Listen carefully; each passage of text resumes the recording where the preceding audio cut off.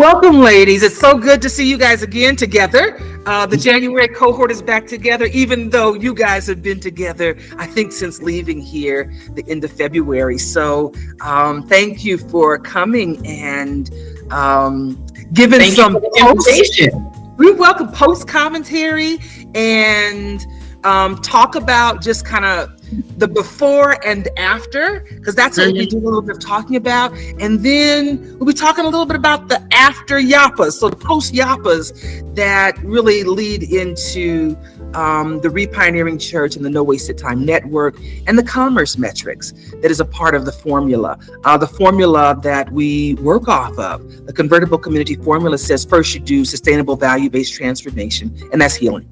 If your values are off, your behaviors follow. And even if your values are on point, can you live it? And healing really has been the answer to that. But the second piece is then how do we help people do the things that they value to do, but choose not to or cannot do it on their own? And the intentional community really is about that. For people that choose not to live life in isolation, to be able to say, how do we do this together? And that really is a redefinition of how we do social services. It's helping to do things that are sustainable. And then the third piece of the formula is commerce. It's the let's be real part that says we live in a cash commerce still. However, that may not always be the best way for us to do commerce. And that's the exchange that we do in life.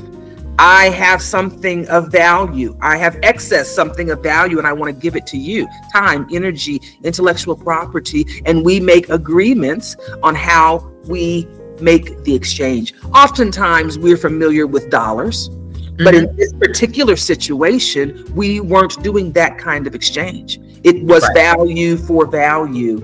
It was time exchange in that regards. And so we want to talk about just our post-reflection on even the commerce matrix that's tied to what we're building, because it's not just about getting free, it's being able to stay free, and the economics of freedom are important. So thank you for coming and letting us, all of us, share and remember. We're going to go back in time through the magic of technology. We're going to be able to go back in time and see what you thought about it then, and then really get some feedback. So let's cue up the first clip. And let me preface this. Why are we even here? Gangsta Grannies Global. Gangsta Grannies in the house. Yeah. Let me go back, and it may be in the video, but I want to put it in now in case it isn't in there in the fullness. Last year, when I began really coming out of that respite time for me post-retirement, revisioning time. What do you want this chapter to be about? How do you want to spend your life energy? I knew that healing was critical, but it was, where do you start? Everybody can get some. I believe in a 100% trauma rate. Everybody has issues that need to be addressed and that would serve community well if they were addressed well. But I said, where do we start? And it was really what, in my heart's desire, where would I want to start? And it was women. And so last year, the initiative was building healing teams and giving women not only the healing, the social tools, the social tech part, but also the physical tech of survival training, being able to build a crisis village. And I mean, literally from scratch. If crisis happens, can you put the basics in play? And do you have the framework? But as I was planning to go into 2025, I said, where do I want the focus to be? Where do I feel called to place some emphasis on my time and energy? And I said, I really wanted to spend some time working with women, older women specifically. Gangsta Granny pays homage to my granny. I adopted a pair of godparents about 7 years ago, maybe now, when I was in South Carolina. My godmom, there's a spirit that she has that just is nurturing. And I said, this is what godparents should feel like. Yeah. And her husband was a god pop, just kind of like that was like the perfect fit. And I asked him, can I adopt you? And she said, And I said, say no more. I'm in. I am in. No take backs. I didn't know that was a thing. I'm going to get somebody to adopt me. I didn't know that was a thing. Does it have to be a thing? Where'd it go But for that? I'm learning to be honest with what I want. This is what I like. Now, she had the right to say no. We've learned this about that. She has the right to say no. But I also have the right to ask if I want to, as long as I'm willing to accept that they do too. Well, it was a package deal, and Granny came along with it. And Granny and I have lots in common. She's a quilter. She still makes old lady quilts by hand. And I am a quilter. Okay. I don't make old lady quilts by hand, but my grandchildren know me as Grandma Blanket, because the very first attempt at a blanket, my first granddaughter said that I think we should call you Grandma Blanket because you make blankets for my dollies and it makes me smile. And that baby will turn 18 next month. Wow. Mm-hmm. So Grandma Blanket is working on her final childhood blanket for her to go into this next chapter. But in all of the jest with Granny, Gangsta is who I call her. Because I tell them don't sleep on her. She's still got a little gangster and probably a knife up under those quilts that she's working on. She's feisty. She's sassy. But she reminds me of the generation of my mother and my grandmother. That some of our survival mechanisms were the sassiness. That was my grandmother. It was the feistiness that was the cover. It was the sarcasm that was the cover for a lot of things in life. And at the end, as her memory started failing and she realized it.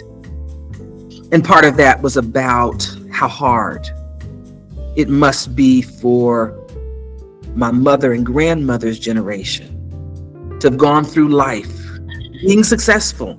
And yet the healing didn't take place, and so there was hurt and pain that you carried to the grave, and I mean that literally. Literally. And so part of it was realizing that healing is one of the hardest things we can do. And I know we talk about a whole lot of things being gangster, but if it was easy, then those who wear the title of gangster or boss lady, whatever, alpha, would be doing it. Right.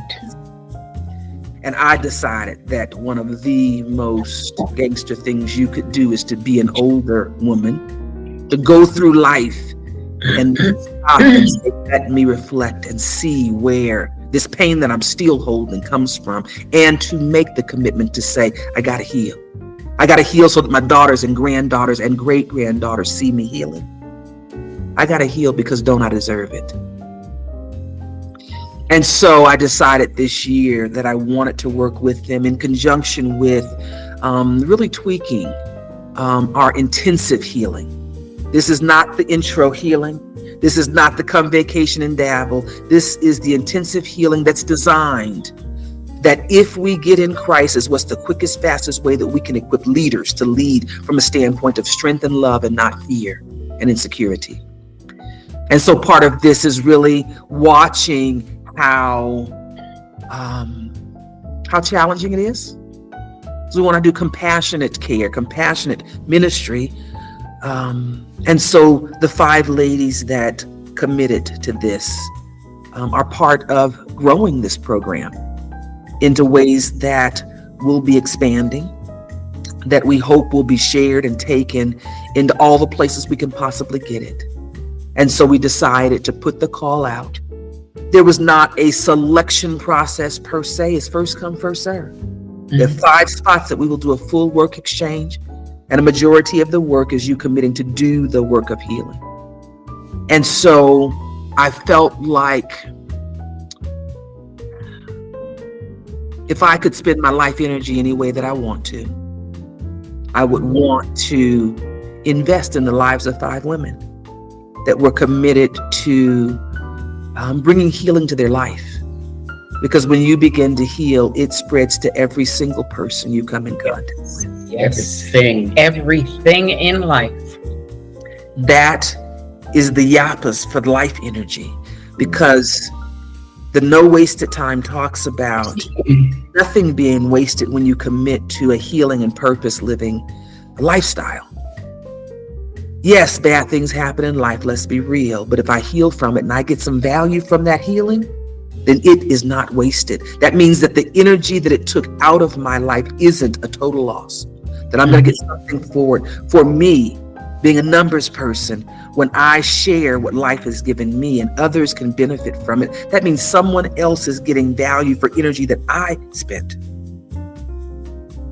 That's the reward. That's the extra return on investment that's above and beyond me. And that feels like living life fully.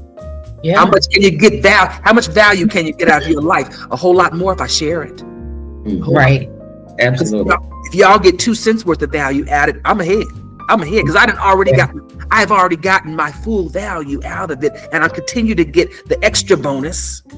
So if someone else does it, get some value out of this work, it's a win. It's an extra win. It's the yappas.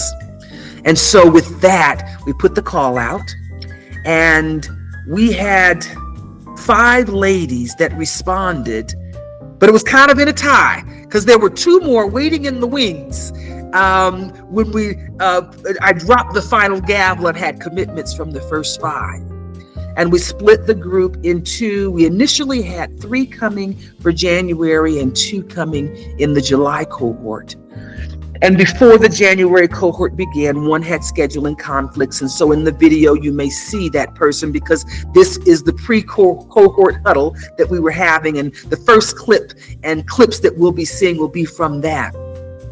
But she graciously backed out when her scheduling conflicts came up, which allowed us to open up space for a 5th person in that replacement. And so it ended up being the 2 of you coming as the January cohort, and now there will be 3 coming in July. All right. So grateful for the time that you all invested, not only in the programming here at the International Welcome Center, way down below the equator in Cuenca, Ecuador, but investing in considering this set of tools to take with you as you go out into life. And hopefully it will have enriched your life in ways that you can use from then on. So thank you. Much gratitude for thank you. Yeah. Because yes, we have extraordinary tools in our box now that we didn't have before. And so yes, the 30 days is intensive. Yeah. Invaluable. Well, let's pull up the videos.